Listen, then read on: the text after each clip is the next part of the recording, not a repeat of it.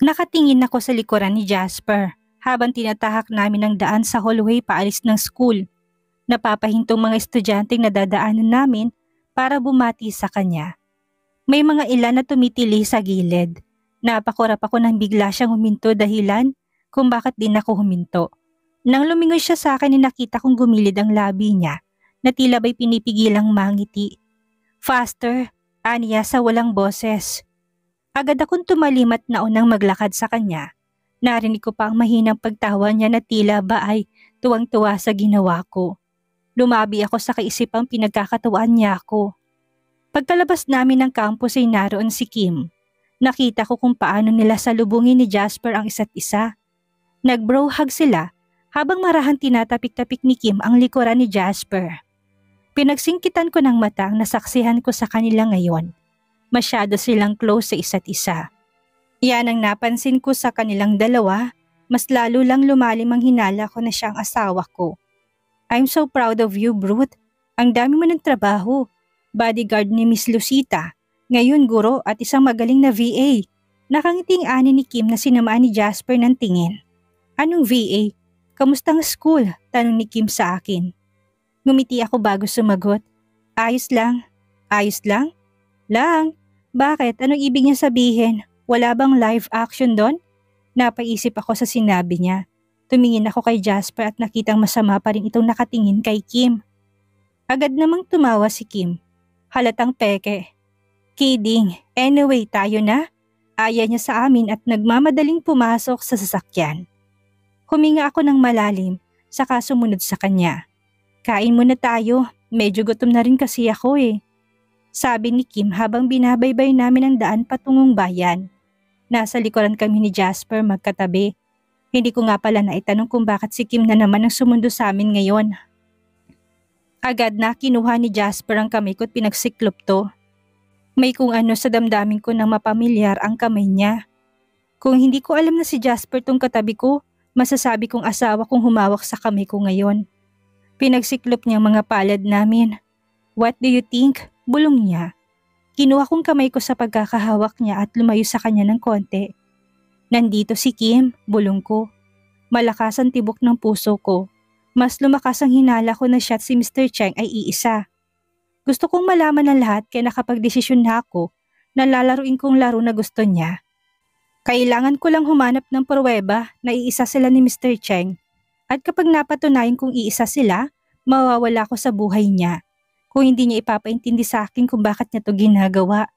At kapag mali ako, kapag nagkataong magkaibang tao sila, kailangan kong pagbayaran ang kasalanan ko. Ako mismo magpapakulong sa sarili ko sa salang adultery.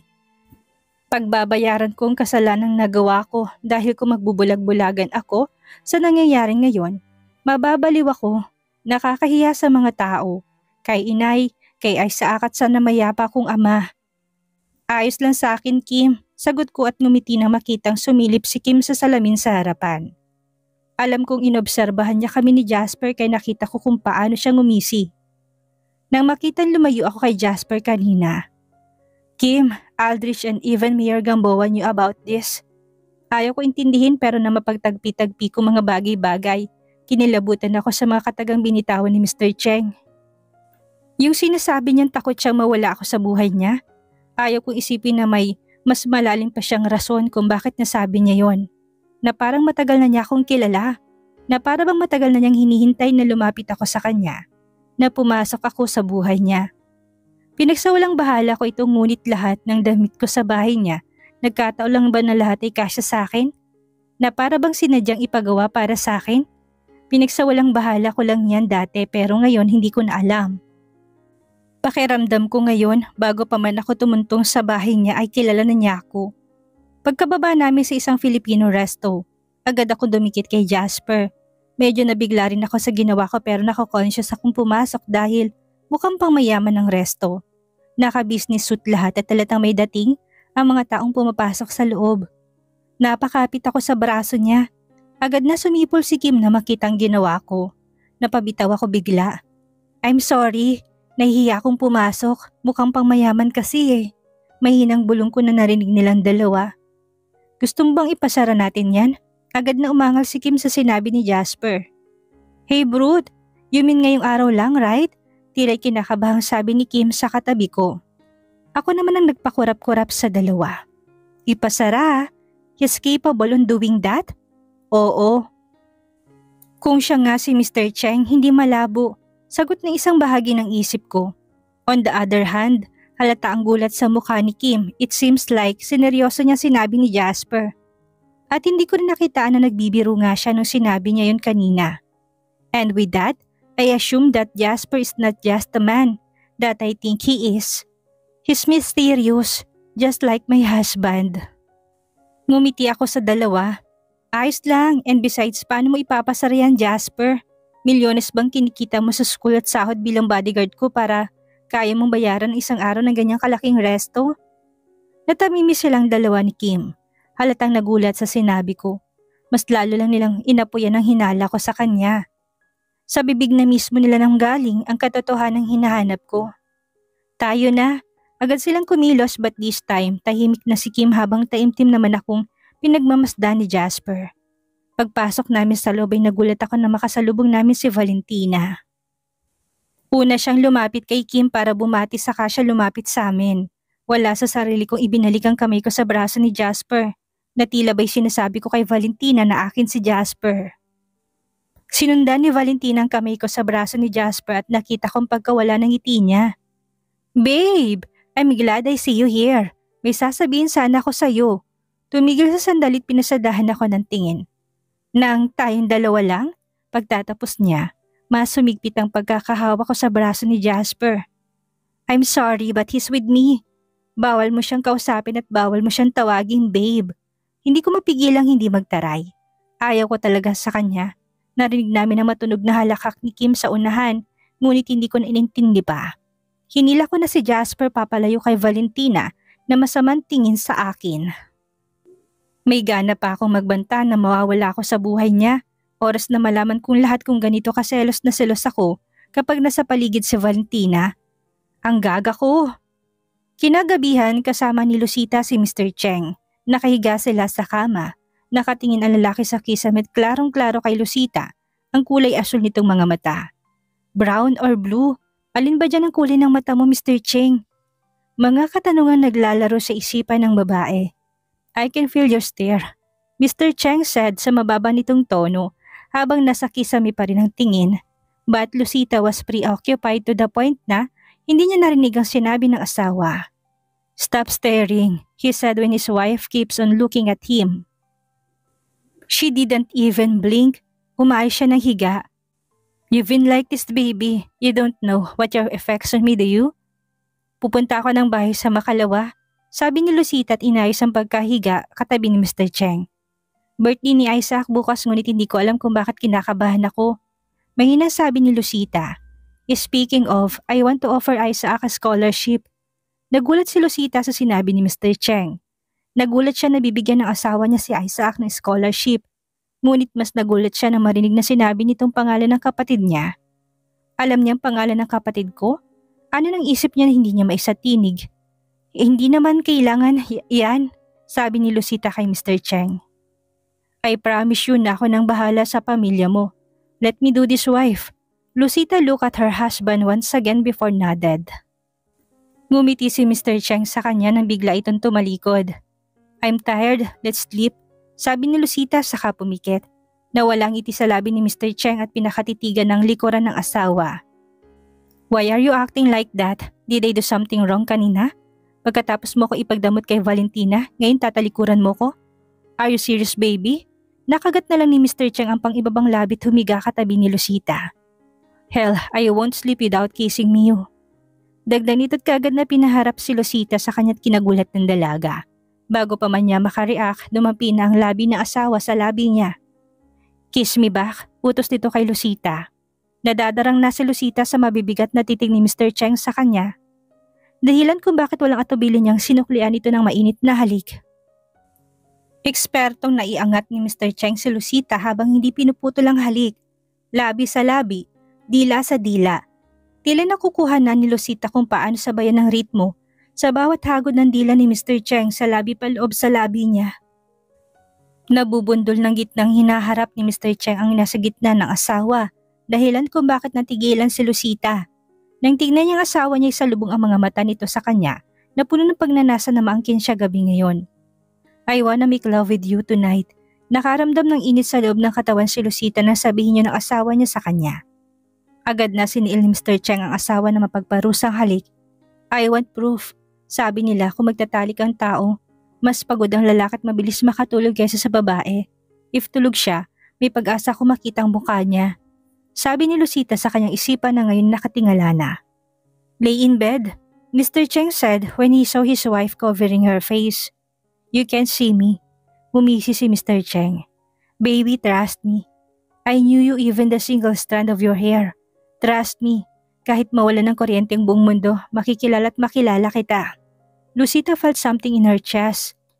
It's not fear but something beautiful that it hurts so suppressed. What you said is very creepy, Mr. Cheng. Are you afraid?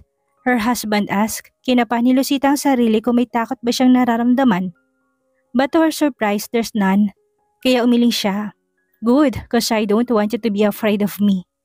You're mine, you're my queen, and the queen should not fear her king. Nakagat ni Lucita ang pang-ibabang labit siya na mismong humalik sa asawa niya. Are you going to eat me? Awang ang labi na tigilan si Mr. Cheng sa sinabi ng asawa niya. Kagat-labing ninapaan niya ito para halikan ulit sa labi. God, this woman. Makakapatay talaga ako kapag may imagaw sa kanya sa akin. Her innocence. Puno ng panggigigil ang bawat halik ni Mr. Cheng na sa ganong paraan niya may paparating sa asawa niya na dapat siya lang ang lalaki sa buhay nito. Your mouth, he paused, is the death of me. Ani niya tinalikan ulit ang asawa kasabay ng paghiga nila sa kama. You want to watch me? Watch you? Yeah, while eating you. Alam na alam ni Lucita na namumula na siya ngayon sa pinagagawa nila ng mag-asawa, but the idea of her watching his husband eating her excites her.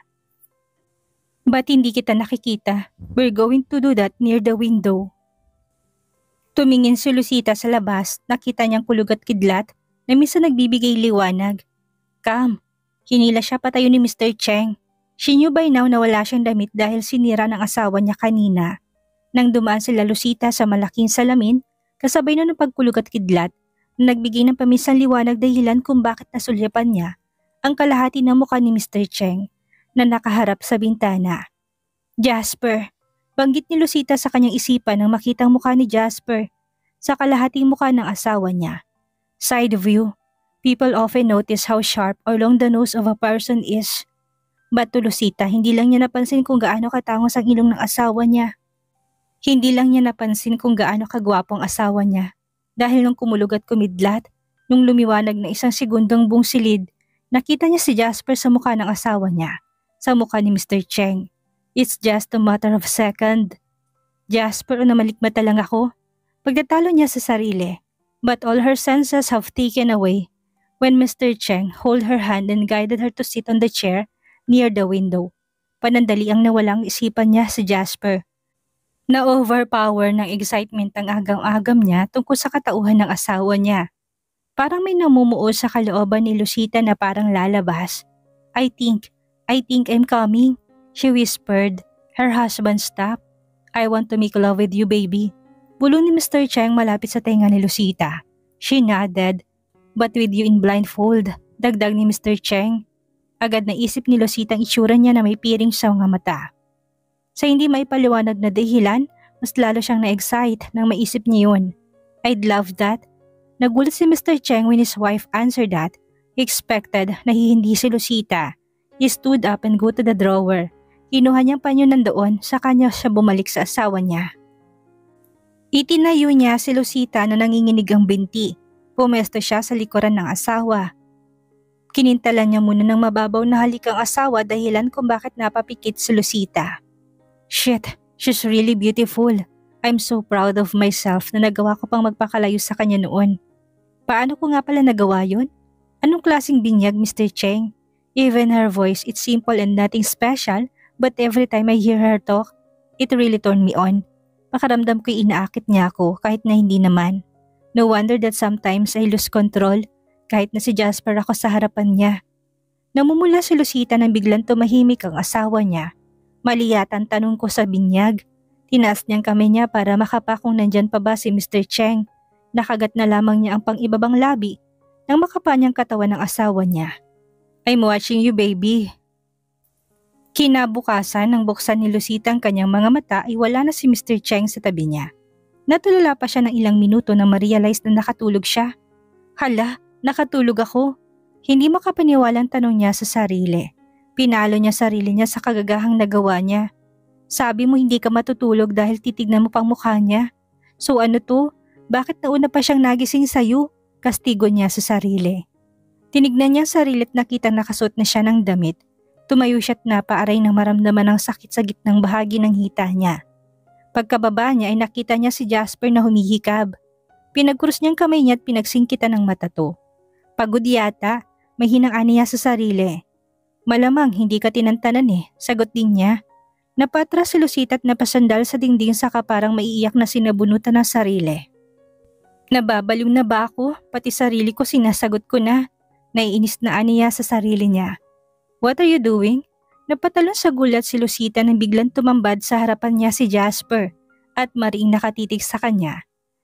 Napalunok siya nang namalayang ilang pulgada lang ang layo nila mula sa isa't isa. Ha? Ha? Ulit ni Jasper sa sinabi niya at ginaya pang boses niya. Napalabi si Lucita nang makitang pinaglalaroan siya nito.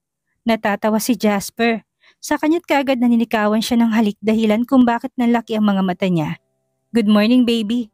Sabi ni Mr. Cheng na makitang natulala si Lucita sa kanya to tinalikuran at naunang bumaba ng hagdan.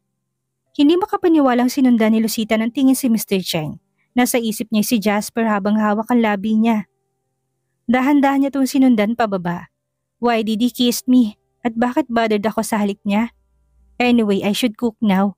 I want your adobo, baby. Sabi ni Mr. Cheng na makitang papunta na si Lucita sa kusina. O ano yung adobong pinagsasabi niya? Kunot noong binalingan ni Lucita si Mr. Cheng at namumulang napakamot ng batok ito at iniwas ang tingin sa asawa. I mean adobo, gusto ko yung adobo na luto mo. Pagpapalusot ni Jasper. Aalis na sana siya na may isang bisitang hindi niya inaasahang makita niya. Natulala din si Lucita sa lalaking pumasok. Nang titigan niya ito ay nakangiti ang lalaki na papalapit sa gawin nila ni Mr. Cheng. Nang balingan ni Lucita ng tingin ng katabi, puno ng pagtataka ang rumihistro sa mukha niya nang maabutan ng pangamba at pag-aalala sa mukha nito. Lil bro, hey! Masayang sabi ng lalaki at agad na niyakap si Mr. Cheng. Lil bro? Kapatid ni Jasper to? Kung sa bagay ay magkamukha sila, kaya hindi malabong magkapatid nga sila. Naramdaman niya ang kamay ni Mr. Cheng na kinuha ang kamay niya. Ramdam ni Lucita ang takot nito dahil nanginginig ang kamay niya ngayon. Sa hindi malamang dahilan, masinigpitan ni Lucita ang pagsiklop niya ng kamay kay Mr. Cheng. What are you doing here? Walang emosyon na tanong ni Mr. Cheng sa kaharap. Na walang ngiti sa labi ng lalaki nang balingan nito si Lucita ay bumalik ang ngiti niya. I heard na kinasal ka na raw. Mom is mad at you, bakit? Hindi mo man lang pinaalam sa amin. Why would I do that? Come on bro, it's been 10 years. Let's move on. Agad na nanlisik ang mga mata ni Mr. Cheng sa sinabi ng kapatid. Kung hindi lang hinigpitan ni Lucita ang pagkakahawak niya kay Mr. Cheng, ay baka sinugod na nitong kapatid. Oh, are you his wife? By the way, I'm Jason, his brother. Nakangiting pagpapakilala ni Jayden kay Lucita. Nagulat siya sa sinabi ng lalaki. Wife, kaya pala selos na selos si Valentina because our Jasper is now taken. Nakangiting sabi ni Jason. Sandali natigilan si Lucita at napaisip. She's not certain that Jasper and her husband are the same. She needs proof kahit pa malakas ang hinala niyang iisa lang sila. And with that, Lucita's not sure kung anong ibig sabihin ni Jason. Kung magkaibang tao si Mr. Cheng at Jasper. So Jasper is married yet still flirting with me? But kung isa nga sila, then ako ang tinutukoy ng kapatid niya. Hi, it's nice to meet you. Nakangiting pagpapanggap ni Lucita habang sinasakyan ang nangyari sa paligid. You're so beautiful. Compliment ni Jason dahilan kung bakit nagdilim biglang mukha ni Mr. Cheng. Umalis ka na. Mahinaw sabi ni Lucita kay Jason dahilan kung bakit nawalang ngiti sa labi nito. What did you say? Tila hindi makapaniwalang tanong ni Jason kay Lucita. Look, hindi ko alam kung ano namamagitan sa inyo ng asawa ko, but obviously, he's not comfortable with you. Kaya umalis ka na. Napalingon si Jasper kay Lucita. Naroon ang gulat sa mga mata niya. Hindi mo ba narinig?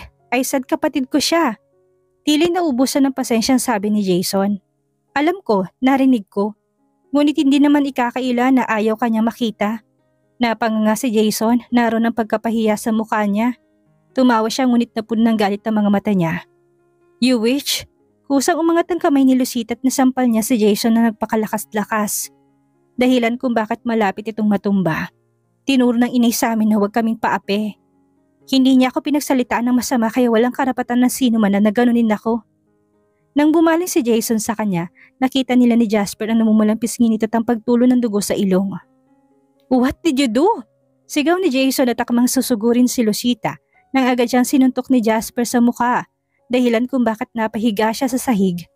Nang magtama ang paningin ng magkapatid, kitang-kita ni Jason na nag-aapoy na galit sa mga mata ni Jasper Yuan Cheng. Try to hurt her and I'll kill you. Walang halong birot puno ng pagbabantan tugon ni Mr. Cheng kay Jason. Tumayo si Jason at sinamaan ng tingin ng dalawa. Walang modong asawa mo. Kita mo ginawa niya? You deserve it. At kung hindi ka niya sinampal kanina, baka napatay na kita. She saved your life. At least say a thank you to her for extending your life. Puno ng sarkasmo at pagbabantang sabi ni Mr. Cheng.